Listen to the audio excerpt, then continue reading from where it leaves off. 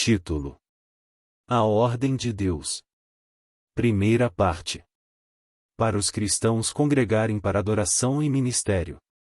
Autor: Bruce Anstey. Tradução: Mário Persona, AN 2011. Revisão: Maria Cristina Maruxi. A resposta bíblica à ordem eclesiástica tradicional traduzido do original em inglês, God S. Order for Christians Meeting Together for Worship and Ministry. Edição em inglês publicada por Christian Truth Publishing. Primeira edição, em inglês, junho 1993. Segunda edição, em inglês, abril 1998. Terceira edição, em inglês, março 1999. Quarta edição, em inglês, julho 2010. Os versículos citados são da Bíblia versão Almeida Corrigida Fiel ou Almeida Revista e Atualizada. Queridos irmãos, vou reproduzir todos os versículos citados no livro para melhor aproveitamento do ouvinte. A apresentação. Há alguns anos li o livro God's Order, escrito por Bruce Anstey, um irmão canadense com o qual tenho comunhão por estarmos congregados somente ao nome do Senhor Jesus, ele no Canadá e eu no Brasil. O que chamou minha atenção foi que o autor conseguia colocar em ordem os principais tópicos que todo cristão sincero deveria buscar nas Escrituras para saber se está congregado segundo a ordem estabelecida por Deus, ou se apenas segue tradições criadas por homens. O livro em inglês está agora na quarta edição, e recebi do autor autorização para traduzi-lo para o português. A fim de assumir um compromisso comigo mesmo de dedicar algum tempo à tradução, decidi criar este blog. Um blog público é uma excelente forma de eu me lembrar de que há pessoas esperando por novos trechos do livro, e isso me motiva a continuar traduzindo.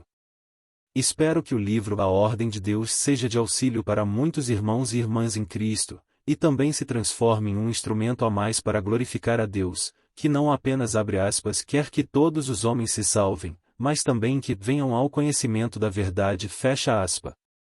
1 Timóteo 2, 4. Mário Persona. Prefácio.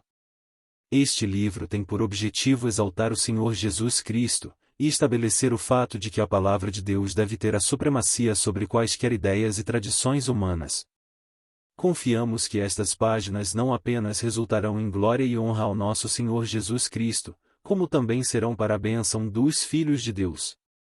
Ao longo das páginas deste livro procuramos apontar, com fidelidade cremos que também com amor, a falta de fundamento bíblico para a ordem de governo e prática tradicionalmente aceita entre os cristãos professos. Ao mesmo tempo nosso objetivo é apresentar princípios bíblicos da ordem estabelecida por Deus para o funcionamento de uma assembleia cristã. Não temos a intenção de denegrir qualquer uma das denominações existentes na cristandade ou os cristãos associados a elas. Não tivemos por objetivo fazer uma análise crítica das várias denominações religiosas existentes no cristianismo professo apenas pela crítica em si mesma, mas para apontar os erros do sistema como um todo. Nosso grande desejo é tornar conhecida a ordem bíblica dada por Deus para os cristãos se congregarem para adoração e ministério da palavra, de maneira que todos os que tiverem tal exercício possam conhecer esse padrão em sua simplicidade. Confiamos que nas muitas coisas que comentamos aqui possa ficar notório o nosso genuíno amor e preocupação para com toda a família de Deus.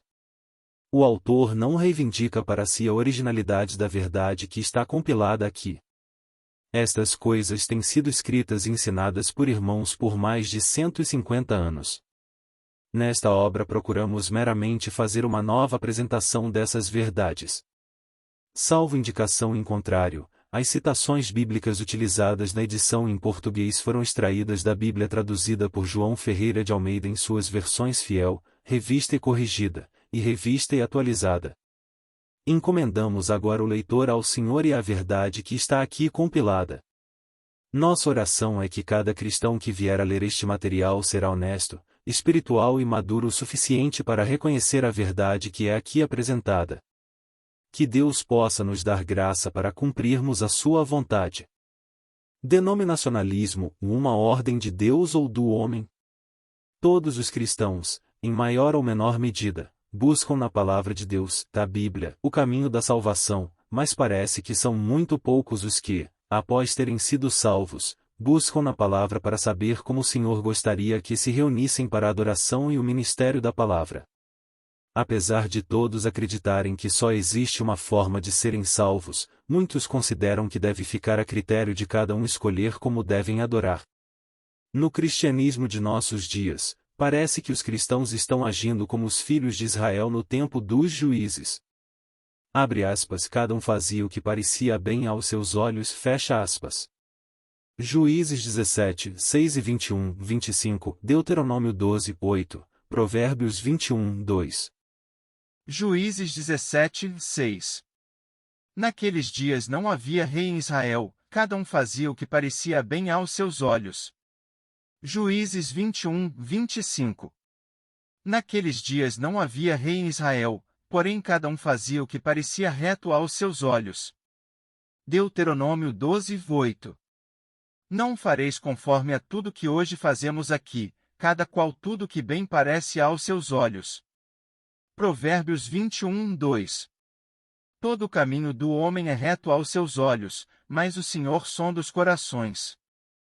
Como resultado disso, existe hoje uma imensa variedade de opiniões sobre a adoração cristã, e boa parte conflitante entre si. Ao longo dos anos a maioria dos cristãos tem adorado cada um à sua maneira ou segundo um estilo peculiar às suas preferências pessoais e afiliação denominacional. Por gerações os cristãos têm literalmente aceitado o que a tradição legou à Igreja sem questionar. Na verdade, a maioria acha que é assim que Deus quer que seja. Será que Deus se importa com a maneira como o seu povo adora, ou o modo como se reúnem para o ministério da palavra? Será que ele tem uma opinião a respeito deste assunto? Já é hora de voltarmos aos fundamentos do cristianismo e buscarmos novamente nas Escrituras o que Deus tem a dizer sobre o assunto da ordem na Igreja. Já que ela é a abre aspas, Igreja de Deus fecha aspas. Atos 20, 28. Atos 20, 28. Olhai, pois, por vós, e por todo o rebanho sobre que o Espírito Santo vos constituiu bispos, para apacentardes a Igreja de Deus, que ele resgatou com seu próprio sangue. Certamente ele deve ter algo a dizer sobre o modo como os cristãos devem adorar. Cremos que o padrão para a adoração cristã e o ministério da palavra, e também para o governo da Igreja, estejam na Bíblia, mas parece que a maioria dos cristãos perdeu isto de vista. Já que devemos estar, abre aspas, sempre preparados para responder com mansidão e temor a qualquer que vos pedir a razão da esperança que há em nós e fecha aspas. 1 Pedro 3, 15. 1 Pedro 3, 15. Antes, santificai ao Senhor Deus em vossos corações, e estais sempre preparados para responder com mansidão e temor a qualquer que vos pedir a razão da esperança que há em vós. Precisamos ser capazes de dar uma resposta vinda da palavra de Deus quanto à razão de adorarmos do jeito que o fazemos. Sendo assim, será que podemos apontar a autoridade das Escrituras para o modo como nos reunimos como cristãos para a adoração e o ministério da palavra? Ou será que estamos apenas seguindo as tradições dos homens? A fim de estimular nossos pensamentos ao longo destas linhas, faremos algumas perguntas como um desafio a todos os crentes quanto à autoridade bíblica da sua forma de adoração. As perguntas a seguir não têm por objetivo criticar a ordem adotada pela Igreja dos dias atuais na adoração e ministério da palavra, mas sim estimular nossos pensamentos quanto a qual seria realmente a ordem estabelecida por Deus. Um desafio ao fundamento bíblico do cristianismo denominacional. Primeiro, que autoridade nos dá a palavra de Deus para estabelecermos igrejas denominacionais ou não denominacionais em meio ao testemunho cristão, quando as Escrituras condenam a criação de seitas e divisões entre os crentes? 1 Coríntios 1, 10. 3, 3 e 11, 18 ao 19. 1 Coríntios 1, 10. Rogo-vos, porém, irmãos, pelo nome de nosso Senhor Jesus Cristo, que digais todos uma mesma coisa, e que não haja entre vós dissensões, antes sejais unidos em um mesmo pensamento e em um mesmo parecer. 1 Coríntios 3, 3. Porque ainda sois carnais, pois, havendo entre vós inveja, contendas e dissensões, não sois porventura carnais, e não andais segundo os homens. 1 Coríntios 11, 18 ao 19. Porque antes de tudo ouço que, quando vos ajuntais na igreja, há entre vós dissensões, e em parte o creio. E até importa que haja entre vós heresias, para que os que são sinceros se manifestem entre vós. Segundo, com que autoridade vinda de Deus os cristãos denominam suas assim chamadas igrejas como presbiteriana, batista, pentecostal, aliança, cristã reformada, anglicana etc., quando não há na Bíblia instruções para nos reunirmos em qualquer outro nome além do nome do Senhor Jesus Cristo? Mateus 18, 20, 1 Coríntios 5, 4. Mateus 18, 20.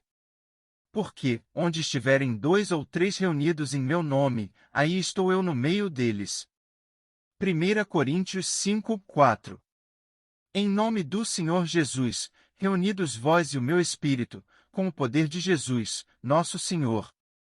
Terceiro, com que autoridade os cristãos denominam seus grupos eclesiásticos em honra de proeminentes e dotados servos do Senhor, como luterana, Martinho Lutero, menonita, Meno Simons, metodista wesleyana, John Wesley, etc., quando as Escrituras denunciam a formação de grupos de cristãos em torno de um líder na igreja?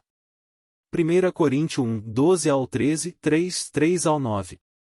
1 Coríntios 1, 12 ao 13. Refiro-me ao fato de cada um de vós dizer, eu sou de Paulo, e eu, de Apolo, e eu, de Cefas, e eu, de Cristo. Acaso, Cristo está dividido?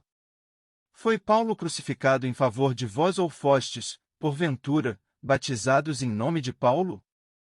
1 Coríntios 3, 3 ao 9. Porquanto, havendo entre vós ciúmes e contendas, não é assim que sois carnais e andais segundo o homem? Quando, pois, alguém diz, eu sou de Paulo, e outro, eu, de Apolo, não é evidente que andais segundo os homens? Quem é Apolo? E quem é Paulo? Servos por meio de quem crestes, e isto conforme o Senhor concedeu a cada um. Eu plantei, Apolo regou, mas o crescimento veio de Deus.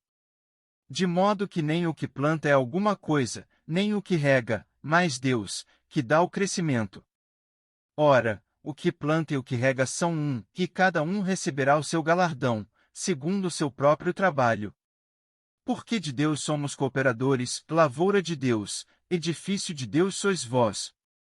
Quarto, que autoridade os homens receberam de Deus para estabelecerem essas igrejas segundo distinções nacionais, como abre aspas, Igreja da Inglaterra, Irmãos Menonitas Chineses, Igreja Ortodoxa Grega, Batista Filipina, Igreja de Deus Alemã, etc., fecha aspas.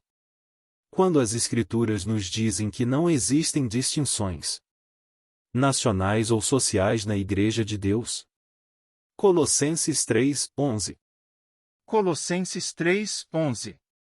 Onde não há grego, nem judeu, circuncisão, nem incircuncisão, bárbaro, cita, servo ou livre, mas Cristo é tudo, e em todos. Quinto, que autoridade têm os cristãos para ornamentarem seus lugares de adoração à semelhança do tabernáculo e do templo da ordem judaica do Antigo Testamento? Muitos desses edifícios, chamados de, abre aspas, igrejas, fecha aspas, são ornamentados com ouro e outros materiais preciosos.